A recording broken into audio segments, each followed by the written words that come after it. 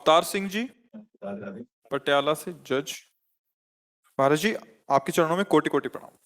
महाराज जी, आपके सत्संग सुनकर भगवान जी और माँ जगदम्बा जी की कृपा से ये ज्ञान हुआ कि क्या करना है और कैसे करना है और क्या नहीं करना है। सब कुछ जानकर भी ये मन काबू में नहीं आता और भजन में ध्यान नहीं लगता। काफी समय बैठ भी जाते हैं पर रस नहीं आता। महाराज जी, इस मन को कैसे काबू में लाएं और कैसे माँ जगदम्बा के प्यार के उनकी गोदी में सदा सदा के लिए आने के लिए योग्य बने। देखो, हम ये जानते हैं कि ये नहीं करना चाहिए और ये जानते हैं कि ये करना चाहिए, पर हम अपने को असमर्थ पाते हैं। उसमें होती है भजन की कमी। हमारे जीवन में बल, आध्यात्मिक बल जिसे कहते हैं, वो क्षीण हो चुका है। 5 ज्ञानेंद्रियां मन के साथ जो विषयों का सेवन राग पूर्वक किए हैं, उससे हमारी आध्यात्मिक शक्ति क्षीण हो गई है। हम जानते हैं कि ये नहीं करना चाहिए, पर हम नहीं रुक पा रहे हैं। हम जानते हैं ये करना चाहिए, पर हम उस पे नहीं टिक पा रहे हैं। तो दोनों में जो हमें बल चाहिए था, वो बल हमारा क्षीण हो चुका है। मन खष्टानींद्रियाणि प्रकृति स्थानि करसति। शब्द, स्पर्श, रूप, रस, गंध, ये 5 प्रकृति में, इसी में सब भोग आ जाते हैं। जितने सृष्टि के भोग हैं, ये 5 में आ जाते हैं। शब्द, स्पर्श, रूप, रस, गंध, और इसकी भोक्ता 5 ज्ञानेंद्रियां हैं। मन सहित 5 ज्ञानेंद्रियां हैं, जो देखना, सुनना, सूंघना, छूना, भोगना आदि है ना ये। अब क्या हुआ, अगर ये राग रहित होकर धर्म पूर्वक केवल भोगी जाती, तो हमारी शक्ति क्षीण नहीं होती। राग का त्याग करके और धर्म युक्त भोगा जाता तो शक्ति क्षीण नहीं होती। लेकिन राग से युक्त होकर के और शास्त्र विरुद्ध, ईमानदारी से देखिए हृदय में, तो वो क्या हुआ कि हमारी जो पवित्रता थी, आध्यात्म शक्ति थी, वो क्षीण हो गई। अब हम चाह करके भी नहीं संभाल पा रहे। अभी उपाय एक है, जहां से शक्ति का स्रोत होता है, वो भगवान का आश्रय है, भगवान की शरण है, और नाम से बल प्रकट होता है। श्री श्री राम बोलो, कृष्ण बोलो, हरि बोलो, राधा बोलो, जो भी हमारे प्रभु के सब नाम, आप माँ बोलो, अम्बा बोलो, दुर्गा बोलो, वो एक ही प्रभु हैं। अपने भक्तों के लिए विविध नाम रूप धारण किए हुए हैं। वो हरि अनंत, हरि कथा अनंता, हरि अनंत रूपों में, उनकी लीला अनंत रूपों में। अगर हम निष्ठा पूर्वक नाम जप करें, नाम जप, और जो आचरणों से हम गिरे हैं, उन आचरणों से जितना हम बच सकते हैं, बचने की चेष्टा करें और नाम जप करें, तो हमारे हृदय में आत्मबल आ जाएगा, पावर आ जाएगा। फिर हम जो करना नहीं चाहते फिर नहीं होगा, और जो चाहते हैं वही होगा। वो पावर आ जाता है। जैसे अभी मन है, आप लगाना चाहते हो पर नहीं लगता है, और एक आध्यात्मिक पावर ऐसा आ जाता है कि हजारों के बीच में समाधिस्थ हुआ जा सकता है। जहां मन को चाहे वहीं मन को स्थित कर दिया, क्योंकि अभ्यास किया और पावर अर्जित किया। हम लोग देखो, समझ नहीं पाते, अपने पावर को व्यर्थ में नष्ट करते थे।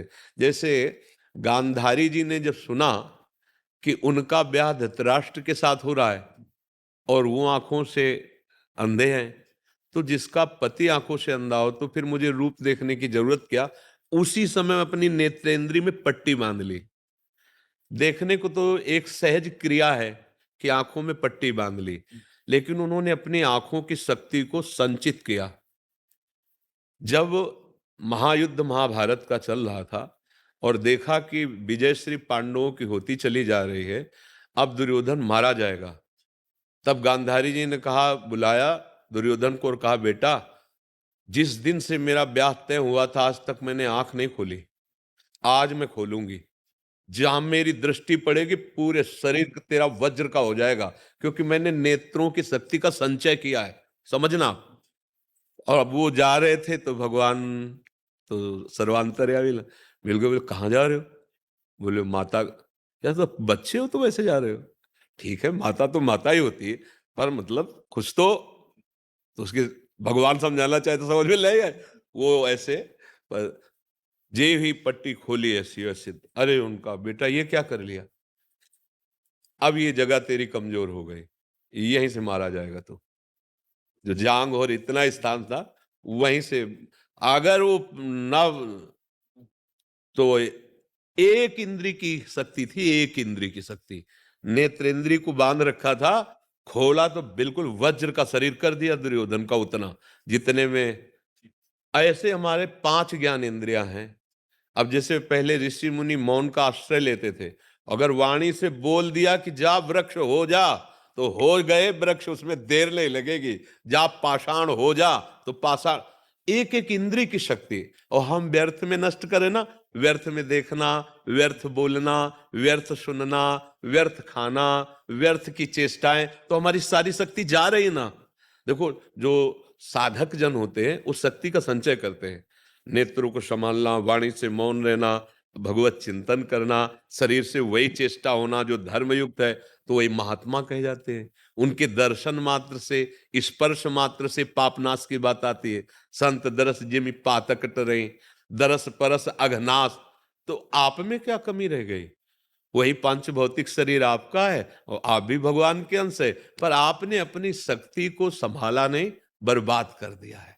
आप संभाल लीजिए, जब जागे तभी सवेरा। अगर आप संभाल लो तो अब भी संभल जाओगे। देखो, अजामिल ने नारायण नाम बालक का उच्चारण किया और शरीर छूटा तो भगवान की प्राप्ति, बच गए ना। तो हम हर श्वास भगवत प्राप्ति के लिए तैयार कर लें कि आज से हम हर श्वास में राधा बोलेंगे, कृष्ण बोलेंगे, जो भाई जिसका नाम हमारा, तो हम तो आशिक हैं वृंदावन, राधा उपासी, तो हम तो राधा राधा ही बोलेंगे। तो राधा राधा, तो मानो हमारी जैसे इस सांस में हमने बोला राधा, अब हमारी आखिरी श्वास है, तो भगवत प्राप्ति हो जाएगी ना। क्योंकि प्रमाण है इस बात का कि अंतिम समय मां मनुष्य, भगवान ने कहा मेरा जो स्मरण करता है उसे मेरी प्राप्ति होती है।